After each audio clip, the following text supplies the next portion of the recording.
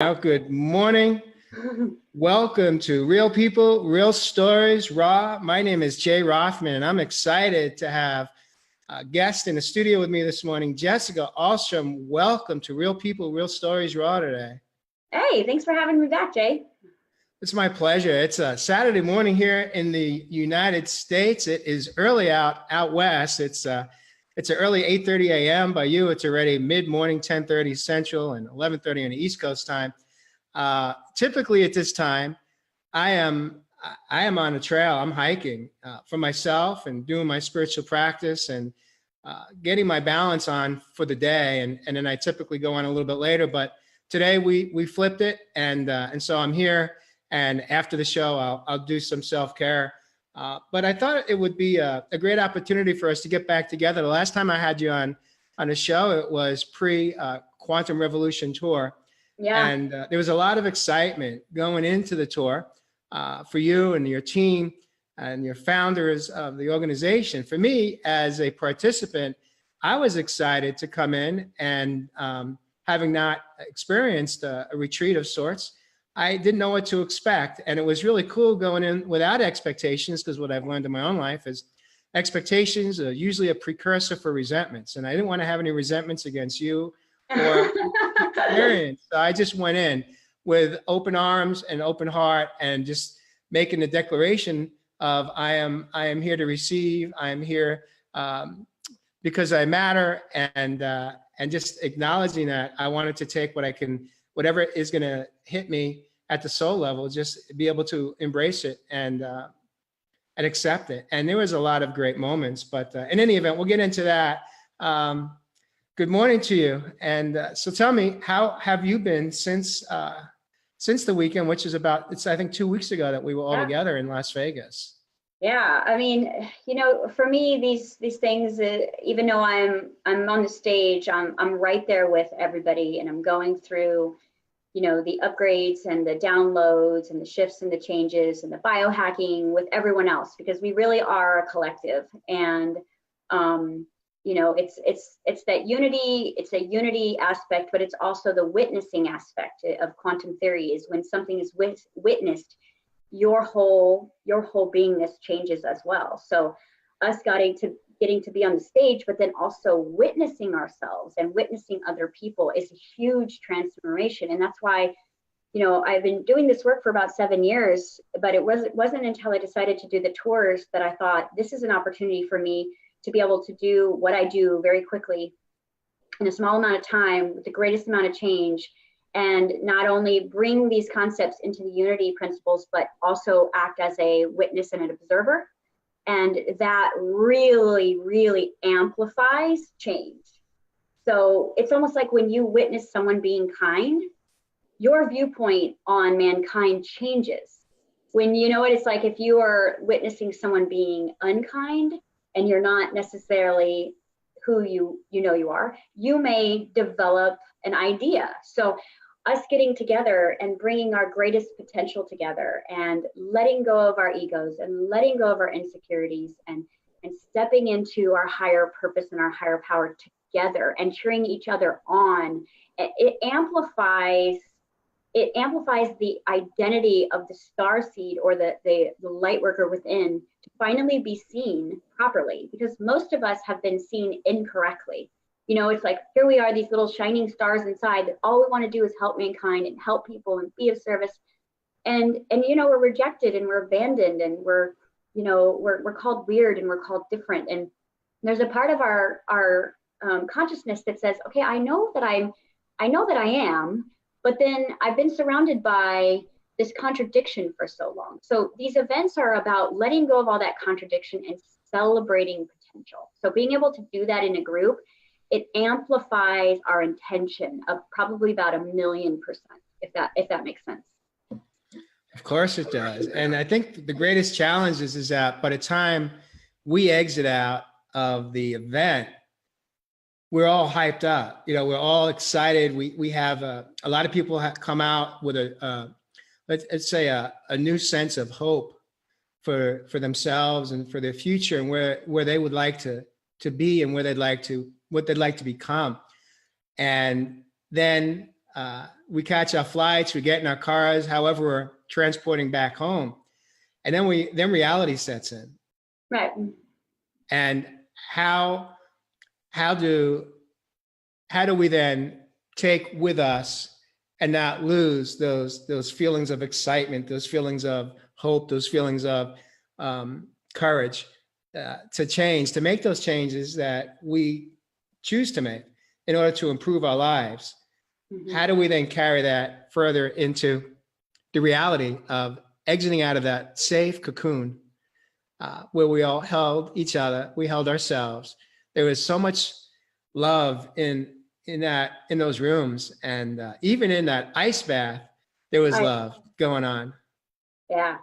Well, I think the thing is I was preparing you guys for Sunday night, Friday morning, because I have been doing this work long enough to know that, you go to these huge events and you get, filled with, all these amazing ecstasy-based hormones in your body, and you're with like-minded souls, and you connect with soul family, and you're all on the same mission, and you're rising up, and you're dancing, and you're letting go, and you're surrendering. But to me, I wrote the workshop not for you being in the workshop. I wrote this weekend about you returning home, because here's the thing: it's not about returning to your reality.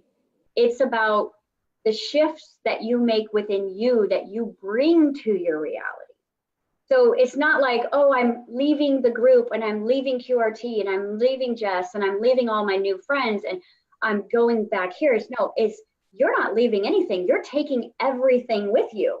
It's like all we did all weekend was biohack the body to get you, the higher self, the soul, the true identity inside that body. So it's almost like smuggling your I am in your luggage and then taking your I am home. And yes, you went home into your reality, got on your flights, you went in your cars, and everyone faced their own unique, fun challenges we call Earth.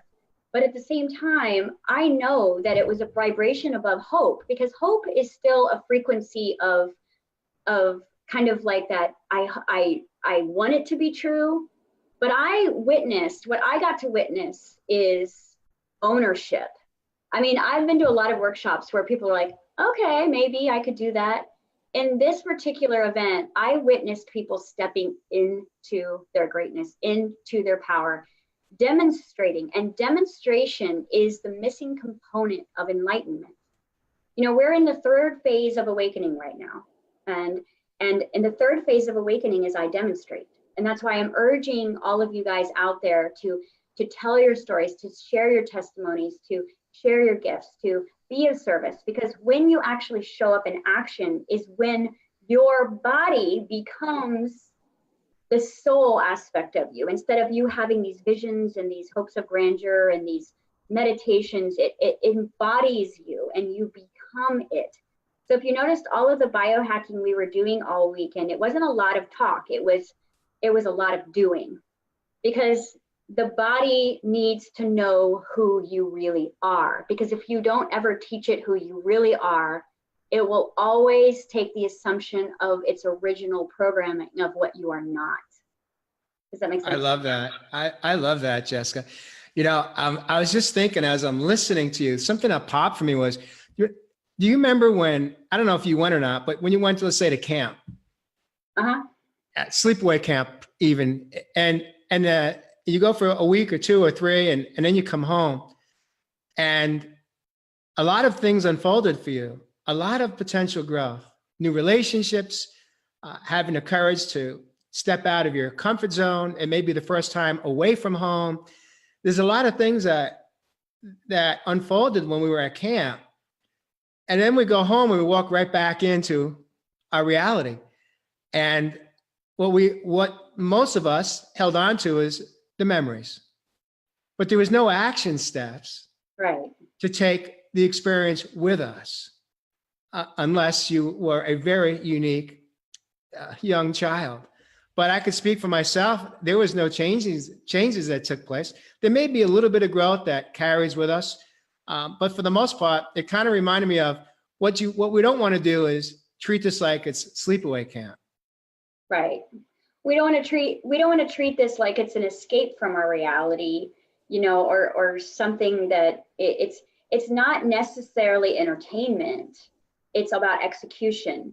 And for me, I teach all over the world in different classrooms virtually, but I don't get to touch you and hug you and look into your eyes and be in your field and connect with you and create that, you know, that kind of family environment. And so doing these tours gives us an opportunity to kind of put our hearts together and put our heads together and put our minds together and put our bodies together, because we are stronger together. And when we bump into each other's physical bodies, there is a remembrance of our soul connection. And when we do things that are very challenging for us, and we are cheerleaded from the backdrops. You know, I watched people do really, really uncomfortable things all weekend. You know, just as much as even I was having you guys change seats, so you were having to sit next to people that you didn't necessarily know, I was watching the shoulders go, oh my gosh. And then by the end of the weekend, it was like everybody knew everybody, and everybody knew each other as their I am versus their name and their story and their backstory and the problems. And so we all knew we were going home to challenges. It's almost like if you go to boot camp, what are you getting trained for? You're getting trained for a real reality. So it's like, this was almost like quantum boot camp. And instead of programming you, it was about unprogramming you and stripping away your insecurities and your obligations and your personal resentments and your personal fears about what you can potentially become, and getting your body strong again and facing your fears like the ice bath and doing all of these different things that we literally handpicked to work with each deliberate chakra system to help bring you back into unity. Because it's like, that was the whole idea, is unity of self creates unity of collective creates peace. So first we become the unity of ourselves, which we got to do in a group. And it's all about coming back to not the feathered nest and the perfect reality, but coming back as a warrior, coming back with strength, coming back with that core power in your belly about, I know who I am in this backlash. I know who I am in this bill that just showed up when I got home. This is who I am when I lost my luggage, you know?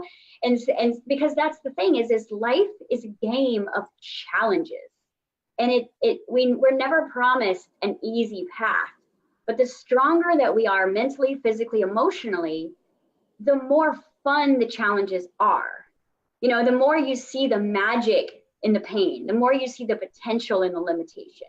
So it's all about changing that identity of who we could be and, oh, I can't wait for the next one, versus I am. It's like, this is what I was getting so many emails of. I am this person in this challenge now. I am free in my lack of freedom. People have left relationships since they've got home. They've changed jobs since they've got home.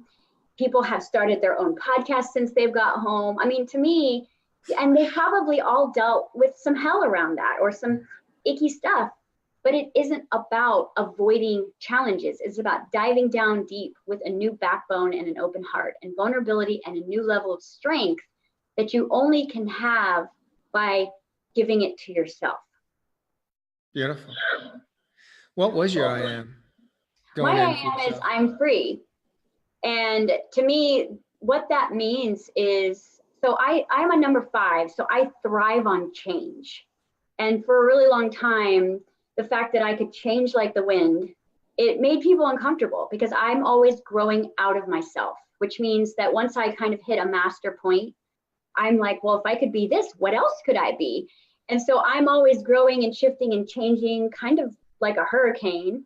And I thrive on that. And I like to be free to not get anchored in or have to conform to anything, which means I am free to change. I am free to grow. I am free to feel. I am free to hurt. I am free to fall. I am free to be love. I am free to be pain. And that opens me up to experience every bit of this human experience without necessarily judging anything as bad or good. What would you say is the opposite of I am free? I am trapped.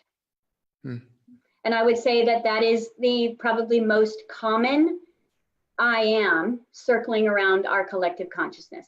I am Mm-hmm. trapped in my job. I'm trapped in my body. I'm trapped in the world. I'm trapped in my money situation. I am trapped in my relationships. I'm trapped. It's like I said on that last day when I did that little channeled chat that I gave you guys, is the two frequencies that I noticed that were the most dominant coming from the lower spectrums were I am obligated and I am insecure.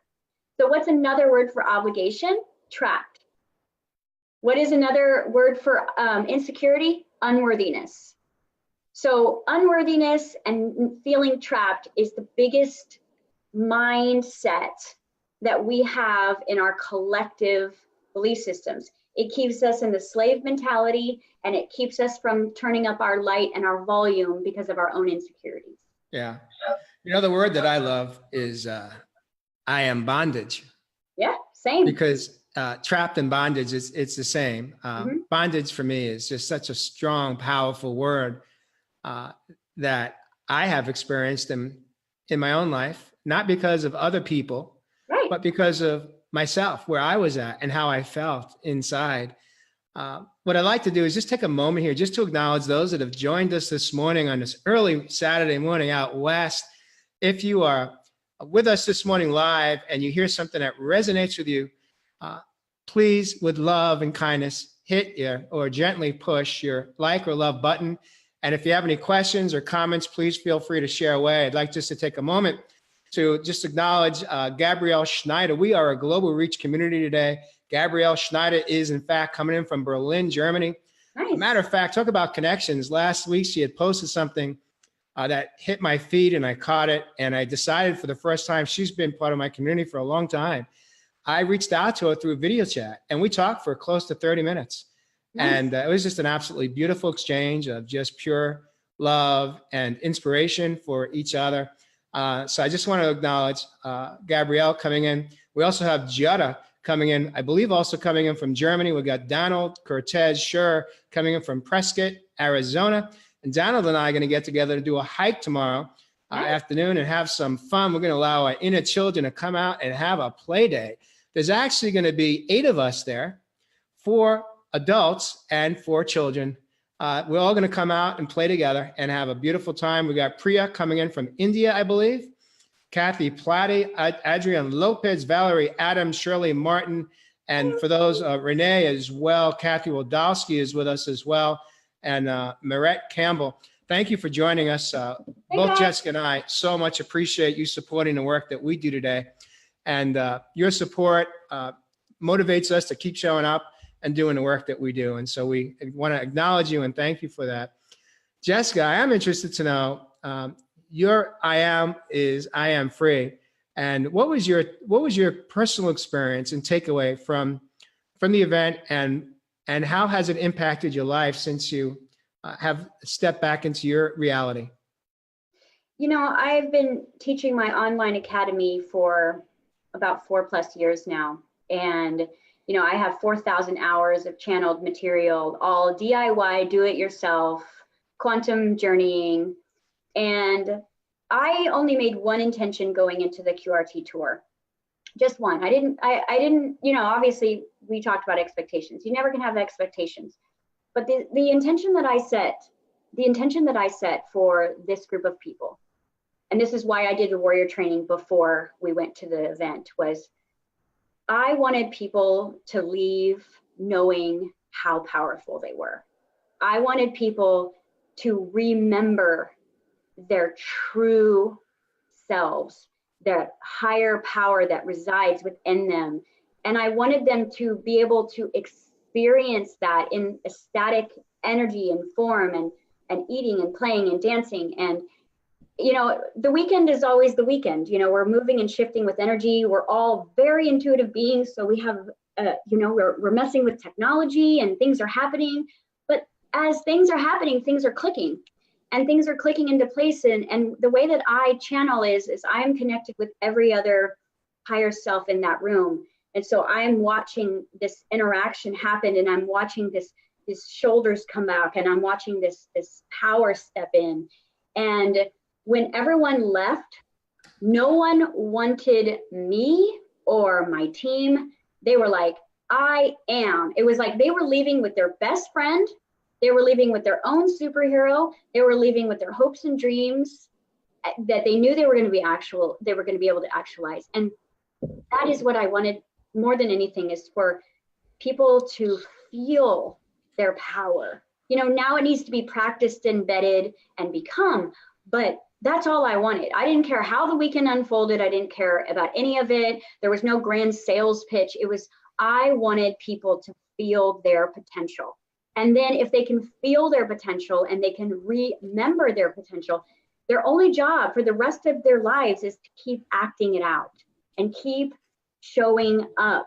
And I've had so many emails and so many people step into their greatness afterwards, say, I'm not hiding anymore. I'm not running away anymore. I'm going to take the plunge. I'm going to take action. I'm going to show up. Because I know that that's the only thing that I've ever done consistently.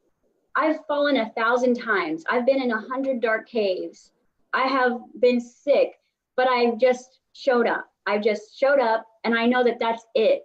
And to know that there is greatness inside of all of us, and on an individual level, if we can just take ownership of that, we're not going to feel like that all the time. But for 3 days, your body got to feel its higher consciousness. It got to feel its God spark inside the body. It got to act it out. It got to dress up. It got to play. It got to eat. It got to feel and drink and all of these things. And that is what the body needs to remember you as the universe.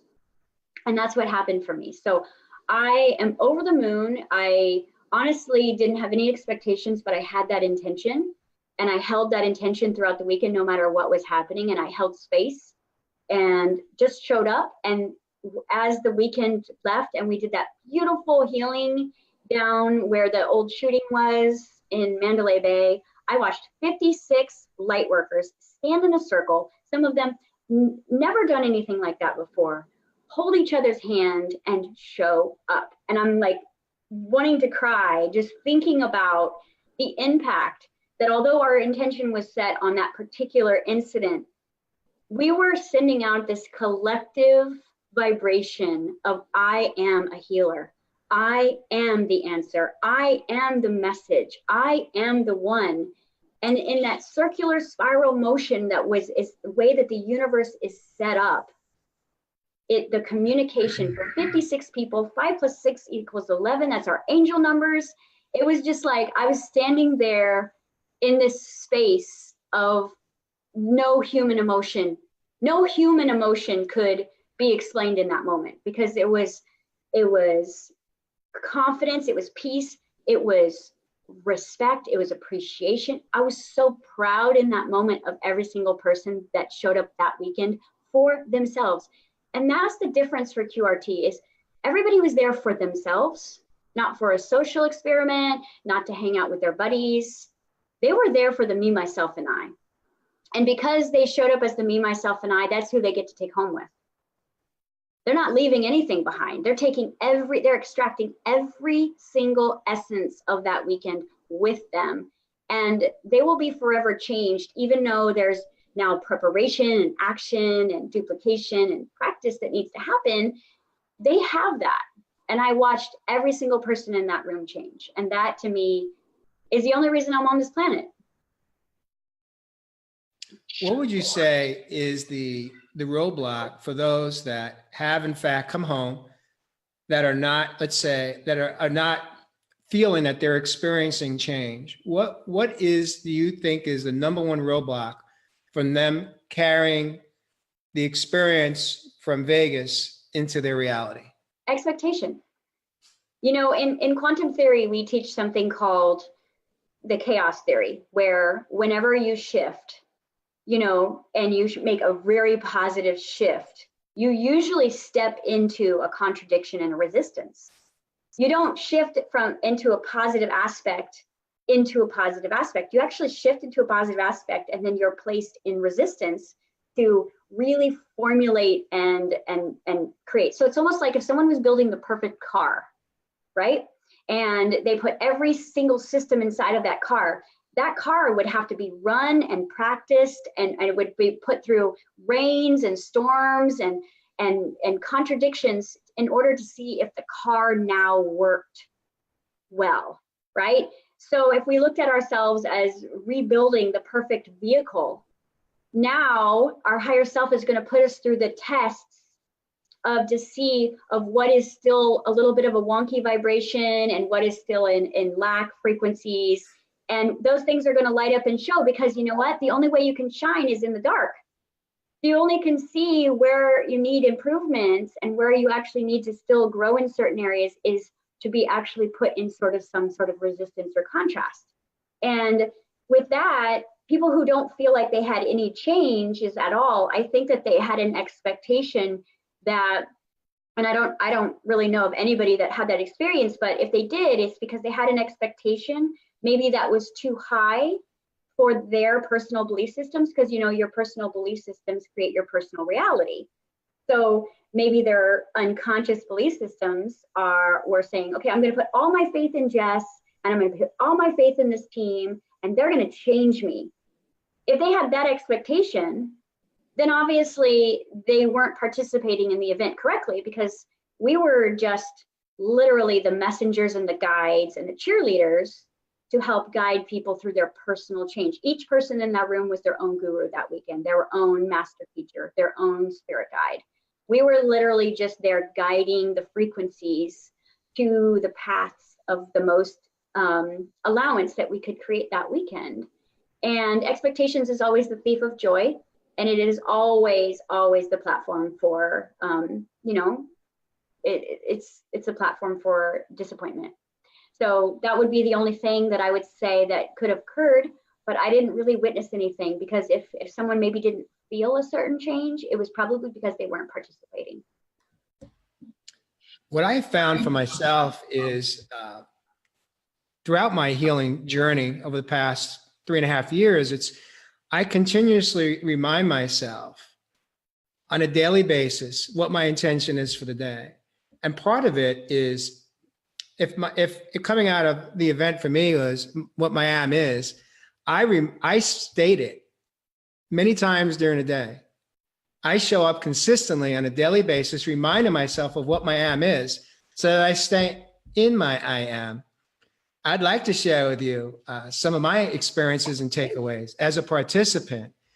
At some point during the event, I switched my I am, because although I loved my initial I am, I was kind of conflicted with it, because it felt right when I set it in place, but it also felt like it wasn't going to be impactful. I wasn't going to get out of it what I needed, because on most days I already achieved my initial I am, which is I am inner peace. Yes. And so I felt like it wasn't enough. I wanted more. It was like I was content with it, but I knew that contentment from the perspective of growing isn't enough for me. No. And it wasn't until we were about to step into the breathing work as a group, over 111 people or so, that it hit me what my true I am is. And it was, I am healed. And it just changed everything for me. The breath work was amazing. I got a lot out of that. I had never done breath work in a group setting like that. It was so powerful. And I didn't know how it was going to impact me when I got home. I had no idea. I didn't have expectations. I just was. And a few people would ask me, so, how do you feel? What's your takeaway? And I was like, you know how I am. I need to pause. I need to process. I need to reflect on it. I don't know. But over a 2-week period, things started to pop for me that I then attributed to, I was able to connect back to go, here it is again. Here it is again. And what I've learned through my own healing journey is that it's about awareness. We have signposts that are put in front of us all day long.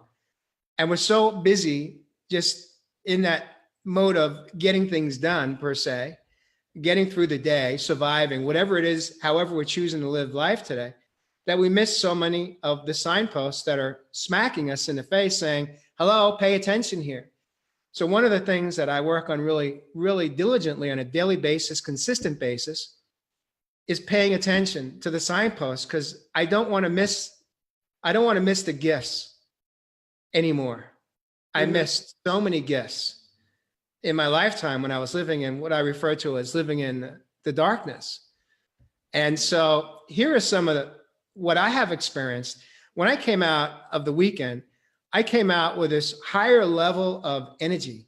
Not that my energy is low by any means, but there was an up level that I felt from a physical perspective. And I just stayed with I am healed.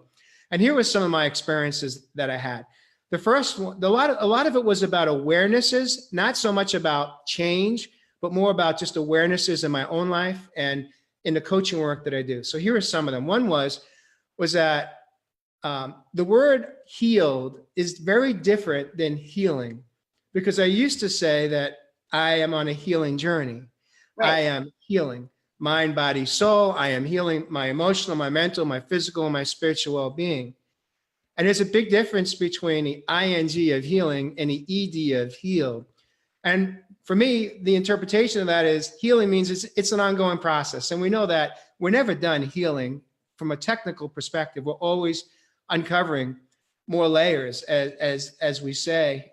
But for me, I am healed is really critical as it relates to my physical healing process, as well as my emotional and mental. And for me, it was a very defining moment for me to be able to affirm and state, I am healed, was very powerful for me. It was me taking back the power of myself and 100% and not 90% relying on myself and 10% on Western medicine, let's say, for example, or diagnoses and prognoses, but to acclaim and affirm I am healed was a very, very powerful statement. And as I entered back into my reality of life, I continue to repeat those words as part of my daily rituals. And what's transpired for me is that I made the decision to do some up-leveling, one more level of up-leveling. So I went from being vegetarian to jumping into becoming a vegan. Big, big step for me. Mm-hmm. So I've taken out dairy and eggs from my diet, nutrition. It's not a diet, but from what I intake, what I choose to take, eat. And so I'm vegan today. The second change, significant change that really hit me in the past 8 days is I used to hike on average once a day. And when I would try to push through for a second hike, it was very, very difficult and very painful for me. And I didn't do it that often because I knew that it was hard. It was very difficult. But in the last 8 days, I have done 14 hikes. That's basically, on 8 days, I've missed 2 hikes to make it 16, which would be 2 hikes a day. And the majority of these hikes were not easy hikes. A number of them were what's rated double diamond, extremely difficult. So, and it wasn't because I was pushing myself to do it. I just was ready to do it because I showed up. I am healed. And yes, it doesn't mean that I was pain-free. Doesn't mean that I didn't have the pain that I would typically have in my right leg, calf, hip, per se. But the level of pain is reduced significantly, which tells me that I am healed. That tells me that I've got my blood pressure in my leg up from 70%, maybe up to 90 or 100. I don't know. I haven't had the testing done. I don't need to have the testing done to know that I have improved my blood pressure, my blood flow, which tells me I've created more collateral vessels to feed the blood down to my toes. And so that was powerful to be able to see each day, do I want to, or can I do more than one hike? I've done, like I said, 14 hikes in 8 days. That was huge for me. Those were physical changes that I have experienced, and I credit it to the work that unfolded for me within QRT, Quantum Revolution Tour. Outside of myself, a couple of, let's say, further clarity that has unfolded for me that I also attribute to the work that I did as part of the group is I often say when I coach clients is that we have to teach people how to treat us. Mm-hmm. And I had a shift in that idea this past week, which is that sounds really good and it is really important. Yeah. However, just like children, we know when you're the parent and you say, do as I say, not as I do. Right. Our children watch our behavior very closely. And it doesn't take them too long to net out that mom and dad are full of shit. When mom and dad are saying one thing, but they're not really acting that way themselves. They're just telling us how we should behave, but they themselves are not stepping in and doing the work and behaving that way.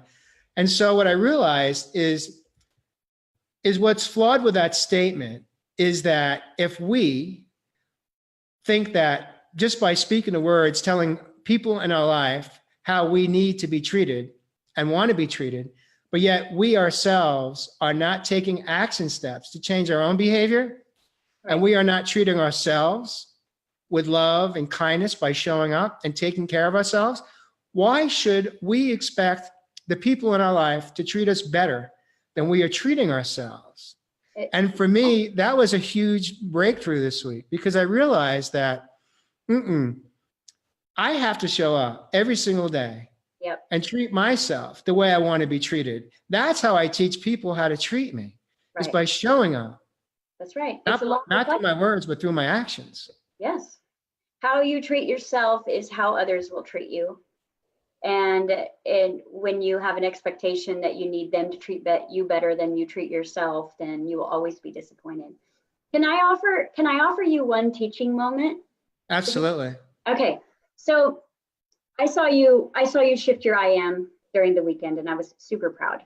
But as you remember, when we did our breath work and we did our tantra breath work and we did our regular breath work, I had 2 circles. So we had the entire room in one major circle, and I had everybody that had been dealing with some sort of autoimmune disease, some sort of chronic illness. I had a little mini circle in the middle because I was creating a vortex. And this was all very deliberate. And this is why I put you guys in the middle. Is your true I am, and I'm hoping that when you hear me, you really let my words really come into your heart. Your true I am is I am healer. You are a healer, Jay. So you went from I am healing to I am healed to I am healer. And you may not know this because you're working on this journey within, but your work is healing everyone around you. Your example is healing people. So your true I am, when I said to you, I can't wait to get my hands on you in our coaching sessions, is because I want to introduce you to who you really are. You are a healer. And the reason why you were sick is because that was the way you were going to find your home of your soul, was in the healing of yourself, remembering how to heal, remembering who you were, and then becoming the perfect example of what a healer is. Does that resonate? 100%. Yeah. So the ones I put in the circle were literally misinformed healers. They're sitting there going, I mean, a lot of you guys are doing healing work, but they're going, I need healing, I need healing. And I'm going, no, listen to your true I am. Your true I am is I am healer. Because when I healed my autoimmune disease, it was not because my affirmation was I am healed. Do you see how I am healed is a completion process? It's an end. You're not here for an end game. You're here to level up, just like me, constantly. So I am healing. That's a static motion. That's a river flowing. That'll keep you on that river forever. You'll be healing forever on that, and that I am. I am healed. You'll get to a certain point where you believe you are healed. But if you step into the I am healer, you have just opened up all parallel realities and worlds for not just you and Mary and everyone around your collective community, but every soul around you. It's also going to start activating some of your hands-on healing abilities that I see inside of you. Because even though your communication right now is one of the greatest forms of healing that you can offer to the collective, you also have a lot of hands-on channeled energy that's really ready to come through. And that's why certain aspects of your body have been clotted up and restricted, because that suffering and pain, those belief systems of the past, you've stopped the flow of your own life force energy because you were in judgment of yourself 10 years ago or 20 years ago. And now that you're letting go of that judgment, that life force energy is going to start moving through you, and your hands are going to start getting hot, and your body's going to start changing, and you're going to want to put your hands on people. And that's what I see coming for you. And whether you do that hands-on or you do that the way that I do, is you just, when your hands get hot, you set the intention and it goes where it needs to go. And I'll teach you how to do that. But that's what's coming for you. So the center point of the circle was the center point of creation. Beautiful. Thank you so much for that. I always welcome coaching opportunities. You know, I work really hard to stay in surrender 24/7. And it means a lot to me. I do want to ask you a personal question. Yeah. When we were in that inner circle, when I was in that inner circle on the second breathing exercise, I believe two people came up behind me and touched me, held me. Were you one of them? Mm-hmm. Yeah, I thought so. Thank you for that. Yeah.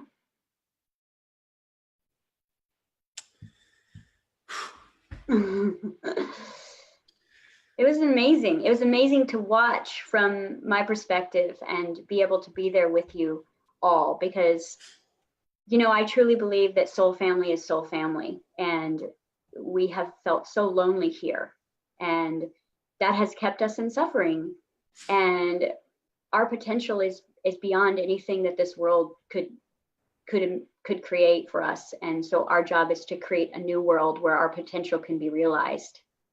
And most of the most sickest people in the world are the greatest healers on the planet. And so it is literally going from one point in duality to the other to complete your life plan and your life purpose. And so, yeah, we were kind of walking around and just putting our hands on people that, and it wasn't because you needed it. It was just because it was just because the connection was there without any sort of need or want. It was just, like you said, it just is. And for me, it's just about creating and completing circuits of information and photonic energy that we all need to feel inside of us viscerally to, you know, plug back into ourselves and unplug from this collective mindset that we are limited. Speaking of limitations, there was another breakthrough that I had, and I shared it with a few of the clients that I work with today. And it's as simple as the difference between negotiables and non-negotiables. And I posted on that, I think the first week out of the retreat. And for me, what I didn't realize I had created in my own, at the beginning of my healing journey, my own protective cocoon, my own boundaries, I had actually created my number one non-negotiable. And I didn't realize, I didn't put a word to it. I just created an action step around my number one non-negotiable at the beginning, when I was purely at my rock bottom, near death. And that was self-care. And so now that I understand how powerful that word is, because what I understand today is, for me, I didn't have a whole lot of non-negotiables in my life because I didn't have the courage to create boundaries for myself. Loving, healthy boundaries. Most people think of boundaries, we're scared of them because we think that there's something bad behind it. We think that we're going to hurt someone. We think that they're not walls. We're going to get hurt by them because we're not going to be liked or loved by that person if we, God forbid, set a boundary. Yes. It's not a boundary with them. It's a boundary for ourselves.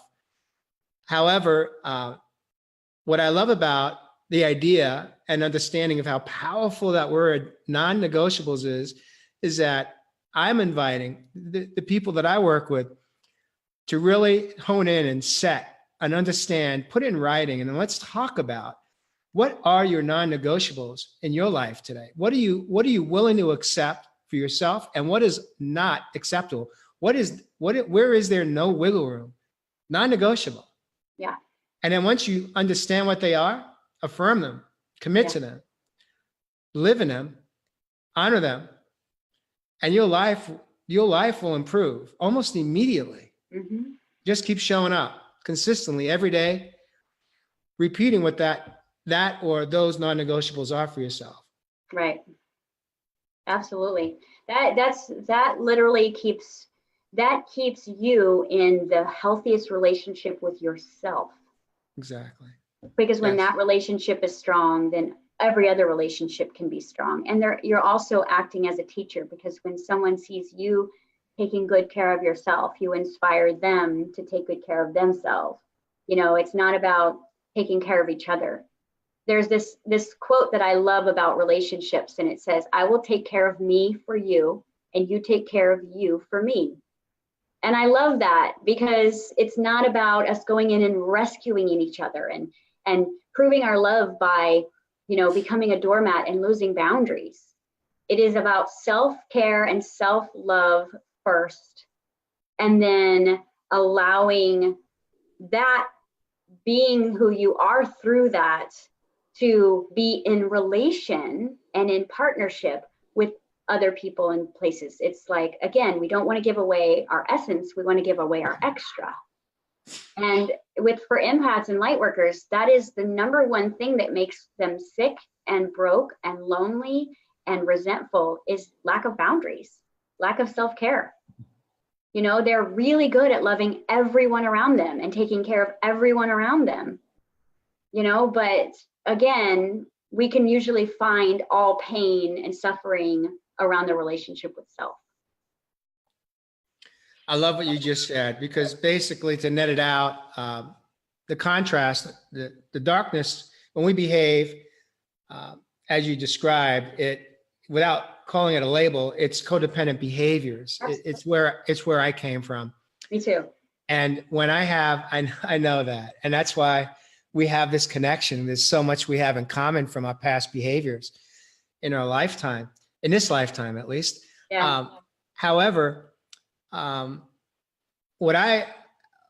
I choose to live my life today is when I have clients that will say to me, "Well, I'm so grateful that you're here to help me." I invite them to listen closely to what I'm about to say, which is that I am not here to help you. You got the wrong guy. Yeah. If you're working with me for me to help you, that's not my intention ever. You don't need it. Been there, done that, and it nearly took me out, because I was so busy trying to help and save other people that I care deeply about in my life. That's not my role today. My role today is to inspire other people to have the courage to change and do the things that I was willing to do for myself, even if it meant losing everybody in my life. At that point, it was more about saving my life than losing people in my life. And for me, that's what the work is that I do today. I'm here to inspire people. Me and too. If I inspire you, then I've been of service. Well, I'm here to inspire, but I'm also here to trigger, because both of those open up awareness and wounds that have been repressed and buried. And I don't set out in the morning to say, okay, today I'm going to trigger someone. It is literally part of a healer's gift, or a teacher's gift, or a messenger's gift, or an empath's gift, to trigger some pain that has been repressed so that it can rise into the frequency of love.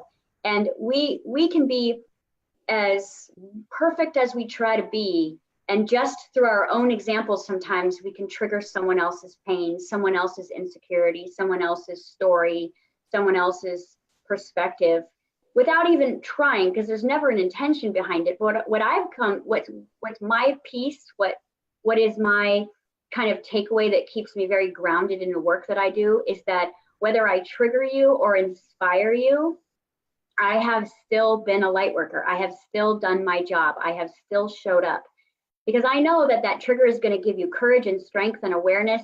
It's going to break down walls because you're going to have to look within. When you feel pain is when you pay attention.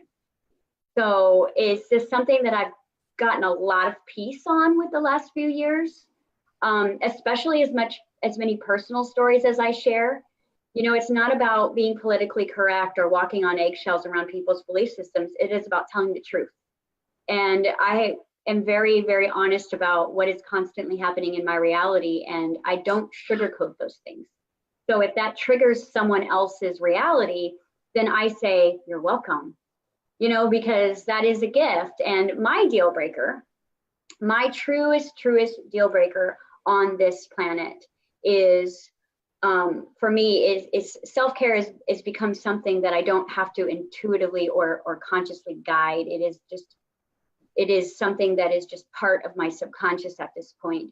But my deal breaker is, for me, is that I am always a beginner. And I don't know why that gives me so much peace, knowing that I am always a beginner. And I think the reason why I stick with that as my deal breaker is because having access to the entire universal information the way that I do, it could be very easy for me to not do my work.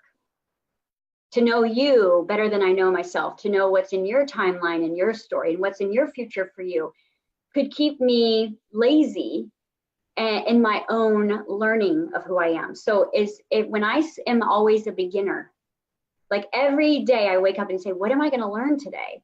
That gives me so much peace. When I wake up and say, I know everything today, I don't do well and my life falls apart. Yeah.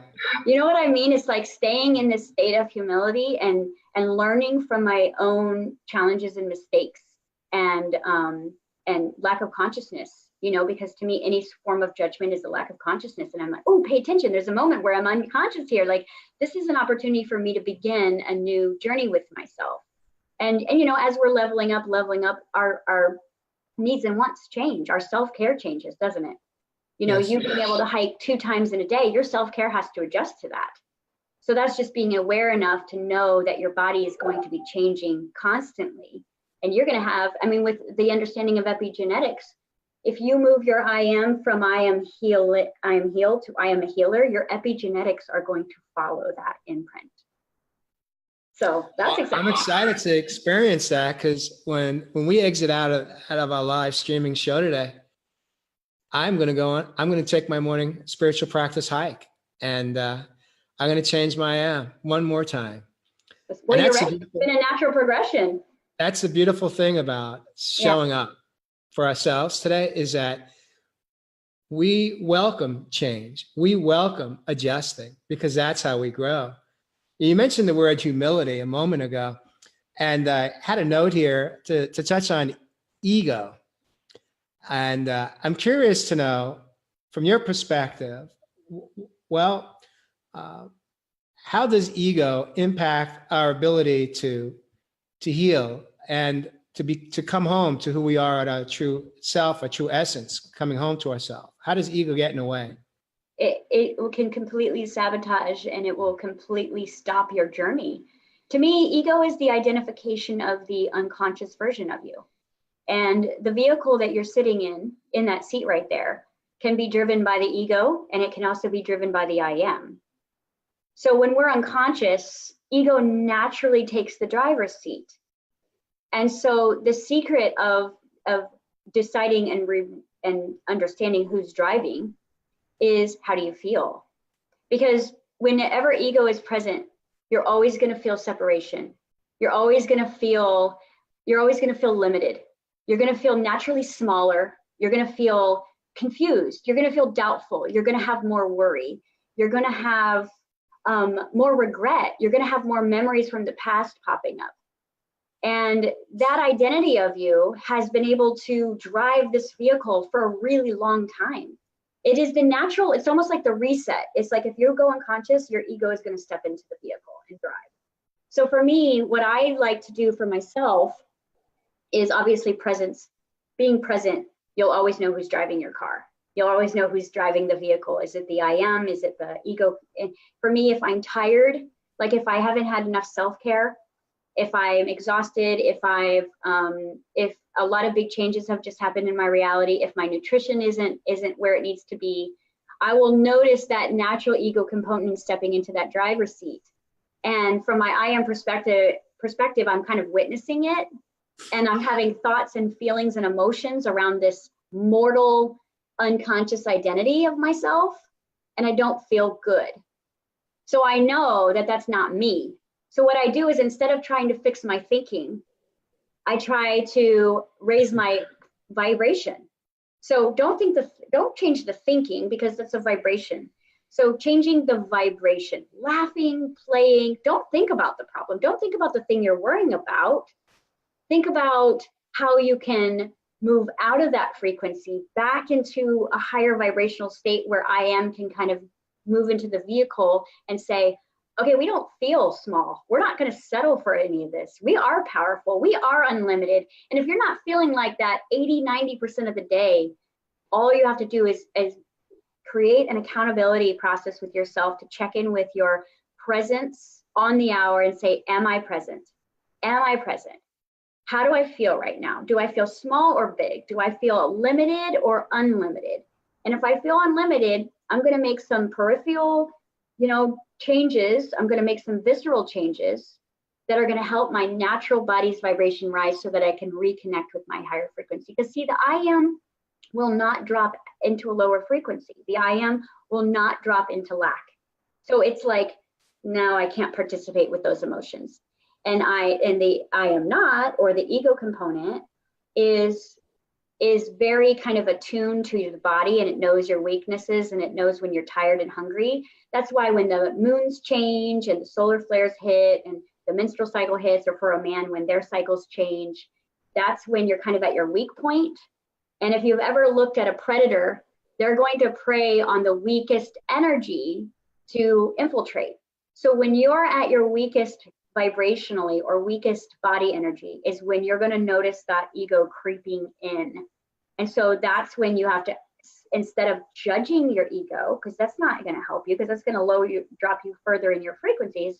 Oh, there's an ego presence within me.